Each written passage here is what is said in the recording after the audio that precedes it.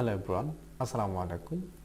আজকে আমি কথা বলবো এই যে এখানে হোম, ইনসার্ট, ডিজাইন এই যে ট্যাবগুলো আছে, এই ট্যাবগুলো কিভাবে আপনি এডিট করবেন। অর্থাৎ এডিট মানে হচ্ছে আপনি চাইলে এখান থেকে এই জিনিসটাকে নাড়াচাড়া কিভাবে করবেন।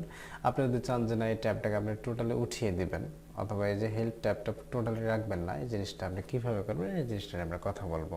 তো এটার জন্য যেটা করতে হবে সেটা হচ্ছে আসলে মূলত এই যে কোনো একটা ট্যাবের উপর আপনি যাবেন, গিয়ে এই যে এখানে কাস্টমাইজ, এই যে এখানে রাইট সাইড ক্লিক করে এখানে কাস্টমাইজ দ্য রিবন এখানে ক্লিক করবেন।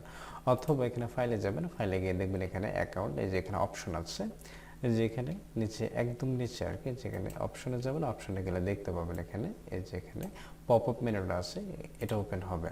এটা ওপেন হওয়ার পরে এখান থেকে কাস্টমাইজ রিবনে ক্লিক করবেন। ক্লিক করলে এখানে এই যে হচ্ছে এই যে ট্যাব, এই ট্যাবগুলো আর কি, অর্থাৎ আমরা যে ট্যাবগুলোতে কাজ করি এগুলো হচ্ছে সেই ট্যাবগুলো আর কি।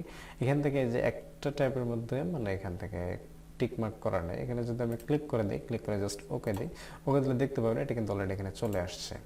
এই যে এখানে এটা কিন্তু ছিল না।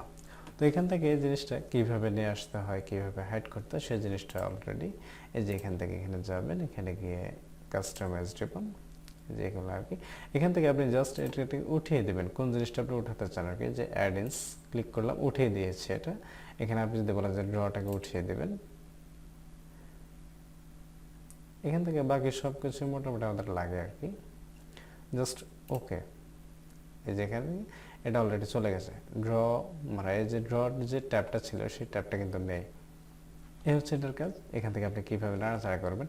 এরপর হচ্ছে এখানে আপনি চাইলে এখানে ডেভেলপারকে অনেক সামনে নিয়ে আসতে পারবেন, ফাইলটাকে পেছনে নিয়ে আসতে পারবেন। এই জিনিসটা সেমভাবে একইভাবে করতে হয়।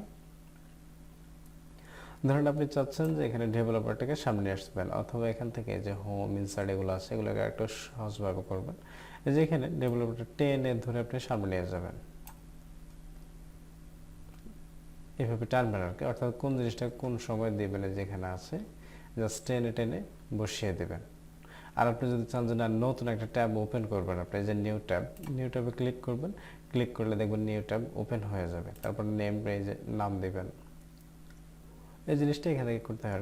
যাই হোক এখান থেকে এগুলো আর দেখাচ্ছি না। তো আজকে আমরা মানে জাস্ট এটা নিয়ে কথা বলেছি আর কি, ট্যাবগুলো কীভাবে কাজ করতে হয়।